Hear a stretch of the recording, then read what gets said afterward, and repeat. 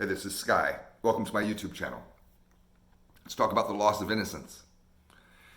It's an important rite of passage that we all need to go through. I think, everybody goes through at least some of the stages of loss of innocence. There's various stages of loss of innocence, some more severe than others. Some are absolutely necessary rites of passage for kids and teenagers and young adults to go through in order to grow and to learn and to become wise so they can navigate this world without being hurt or injured or putting themselves on the wrong path. You need to learn some of these important lessons, but there are certain losses of innocence which can feel quite unnecessary, and that it can feel like parts of us are stolen from us, or robbed from us.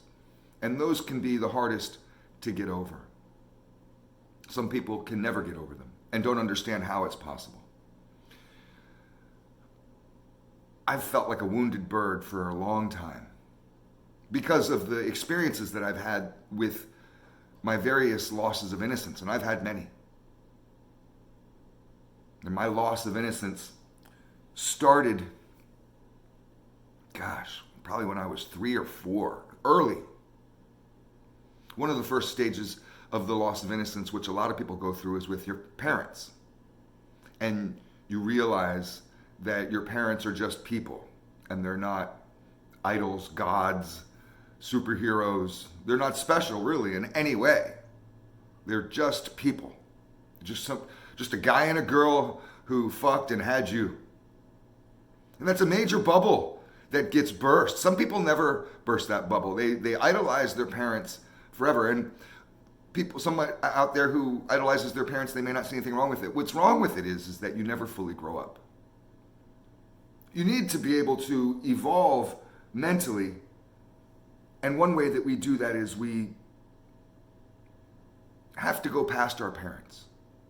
Each generation is going to naturally be smarter and wiser than the previous one because we have all their information plus their genetics, and we can move forward in a way into a world that they didn't have. Your kids are going to be smarter than you. They may already be. That's why it's a shame when so many adults treat their kids like they're stupid little idiots. Your kids are smarter than you. I remember this when I was a teenager. Some adults, they'll try to boss you around or give you some wisdom, and you just look at them just like, shut the fuck up. And they think you're just some bratty, snotty teenager, but you're smarter than them. So it's important to realize this kind of thing, to be able to look at yourself and realize that you may not need your parents as much as you thought you did. As you grow older, that's what being an adult is truly about. Being on your own. You don't really need them for support, for lessons, for anything. That you start off as their pet, basically, their kid. Then you get to a point where maybe you're their equal. And then naturally you should get to a point when you're smart, you're wiser, richer, more well-traveled. You've surpassed them in every way. That's natural. But that natural progression doesn't happen when we hold our parents as idols and worship them. Some people go through this kind of realization naturally, and it's a good thing, and it happens typically in the teenage years.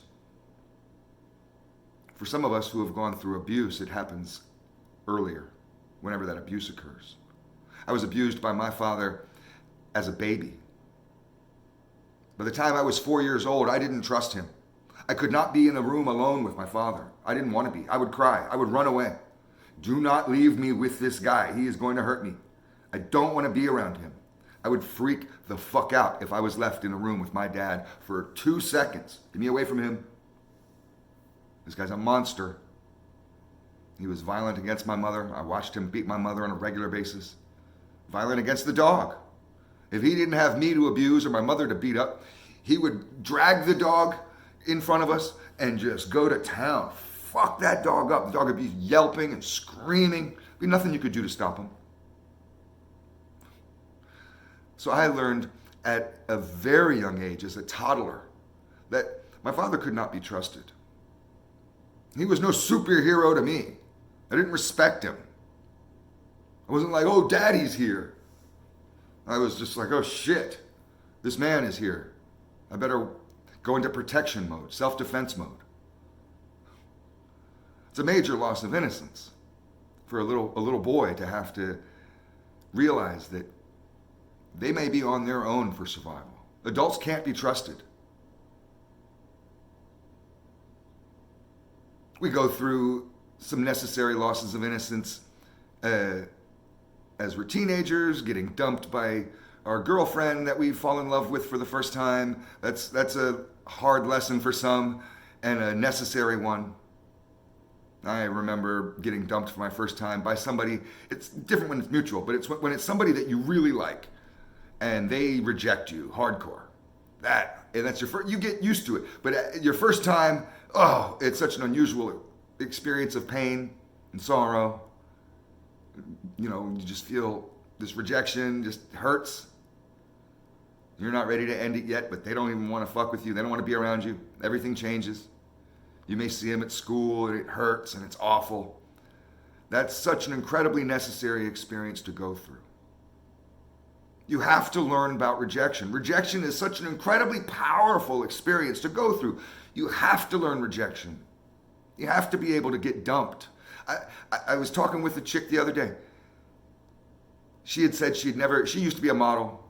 She was a cheerleader when she was younger, and she's very successful now, real estate chick.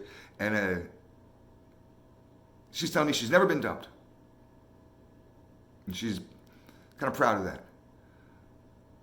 And I just laughed. I'm not going to get it, whatever. I'm not going to start teaching psychology lessons to people I barely know.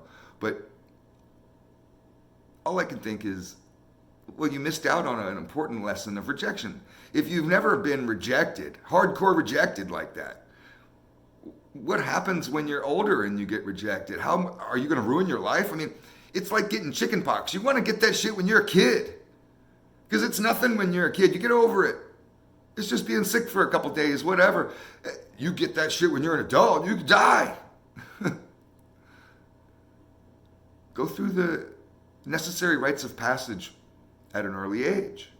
And maybe you can be wise enough to avoid some of the unnecessary traumas that rob us of our innocence.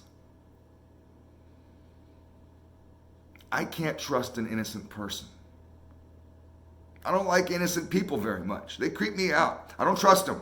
I don't trust innocent people. You'd think, well, I don't trust malevolent people. Well, maybe malevolent people and malicious people, deceitful, evil people can't be trusted. But let me explain it to you.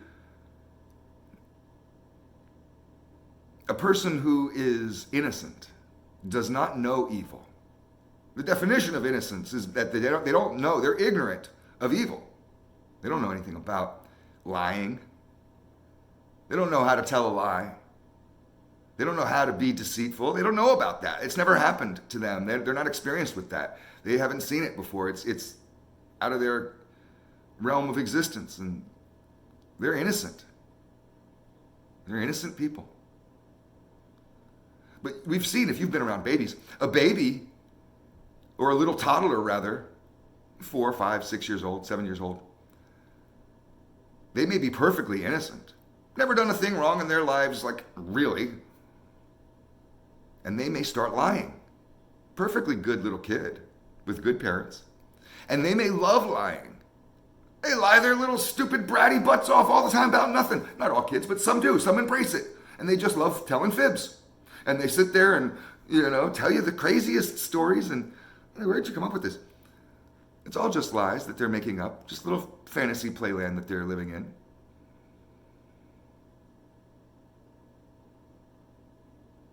No, I can't trust innocent people.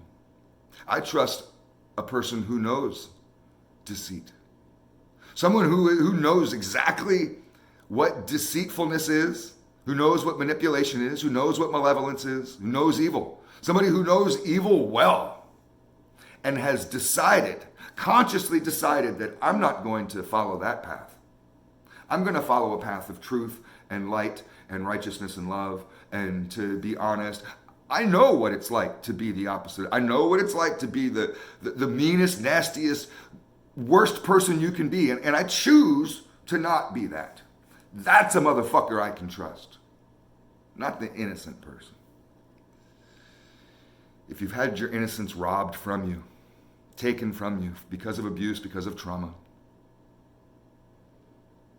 you're not doomed. First of all, you want to be able to change your outlook and realize that you've gained a new wisdom and that you may be able to take your trauma and with that wisdom, because not everybody has experiences like that, to take that experience and do something powerful and meaningful with it, something with purpose with it, to be able to help others. And that way it takes it and transforms it from something that is awful to something that was almost a gift. To look at your trauma as a gift is a fucking high place to be, man. You're walking with Jesus when you get to that point. But you can regain some of your innocence. Hang out with kids. Go into nature. Nature's one of the best ways. Go take a walk in nature. Get rid of technology. Get rid of the conveniences in the society and just get away for a little bit. You'll find it slowly comes back. It's in there. You didn't lose it. You just haven't been focused on it. It's all food for thought. Thanks for watching.